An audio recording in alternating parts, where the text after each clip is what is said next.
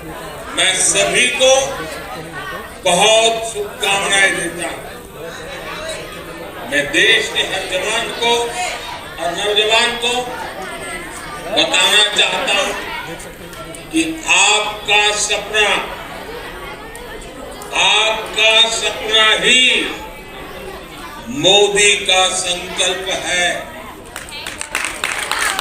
आपका सपना, आपकी मेहनत और मोदी का संकल्प, यह विकसित भारत की गारंटी है। साथियों,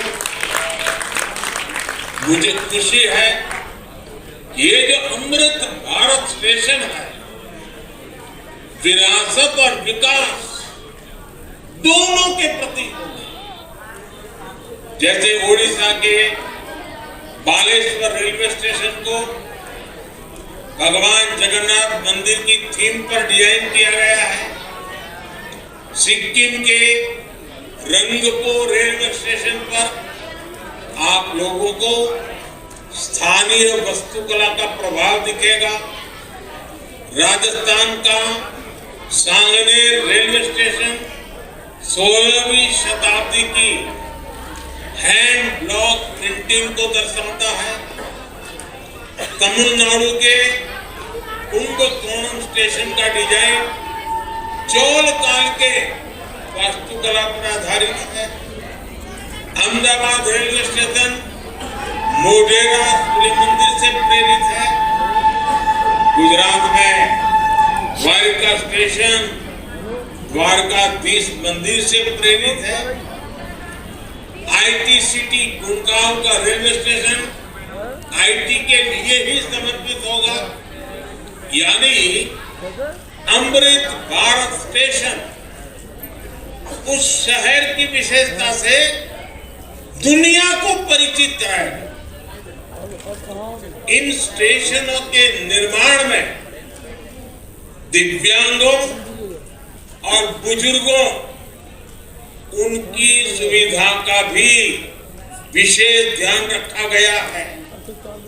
साथियों, बीते 10 वर्ष और रेलवे में तो परिवर्तन साक्षात हम अपनी आंखों के सामने देख रहे हैं। लोगों को लगता था कि काश भारत में ये होता तो, लेकिन आप देखिए, जो कभी आप कल्पना में सोचते थे, आज हम आंखों के सामने होता हुआ देख रहे हैं। वंदे भारत जैसी आधुनिक सेमी हाई स्पीड ट्रेन के बारे में कभी सोचा था, सुना था? किसी सरकार ने कभी बोला भी था? एक दशक पहले तक अमृत भारत जैसी आधुनिक ट्रेन की कल्पना बहुत मुश्किल थी। शानदार रेल सेवा के बारे में किसी ने कभी सोचा नहीं था। एक विश्वास ही नहीं हो पाता था कि भारतीय रेल का इतनी, एक दशक पहले तक ट्रेन में स्वच्छता, स्टेशन, ये तो बहुत बड़ी बात मानी जाती थी। आज ये सब रोजमर्रा की जिंदगी का हिस्सा बन गए।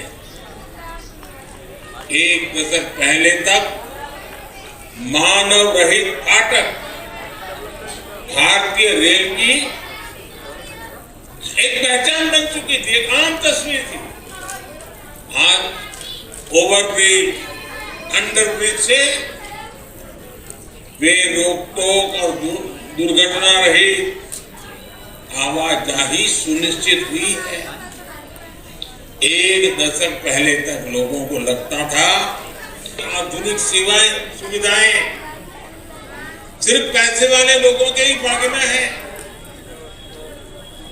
आज गरीब और मिडिल क्लास के लोग रेलवे स्टेशन पर भी एयरपोर्ट पे जैसी सुविधा होती है ना, वो सुविधा रेलवे में सफर करने वाला मेरा गरीब भाई बहन भी उसका लाभ ले सकता है।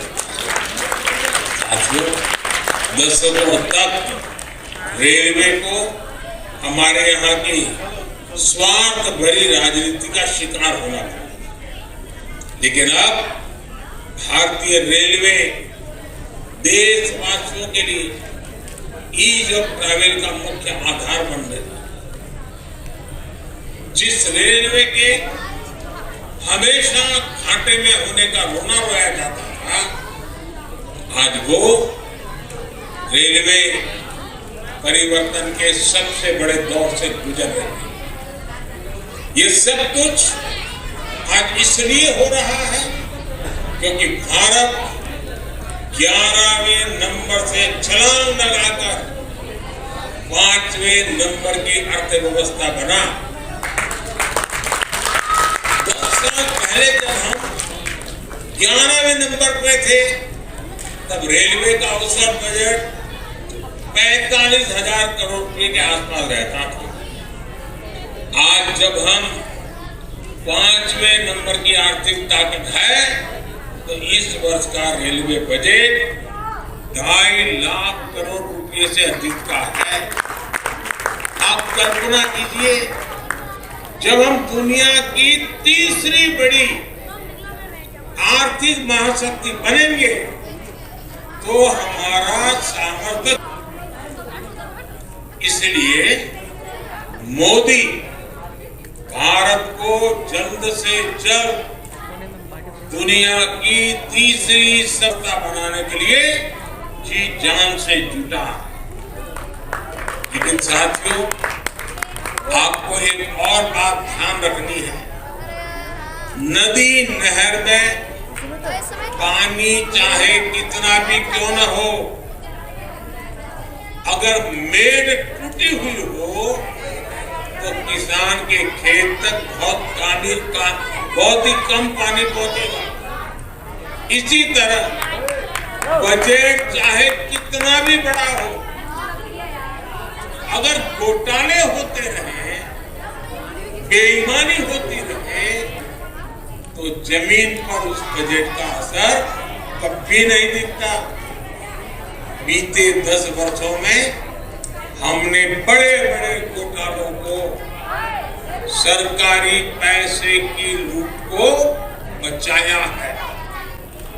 इसलिए बीते 10 वर्षों में नई रेलवे लाइन बिछाने की गति दोगुनी हो गई।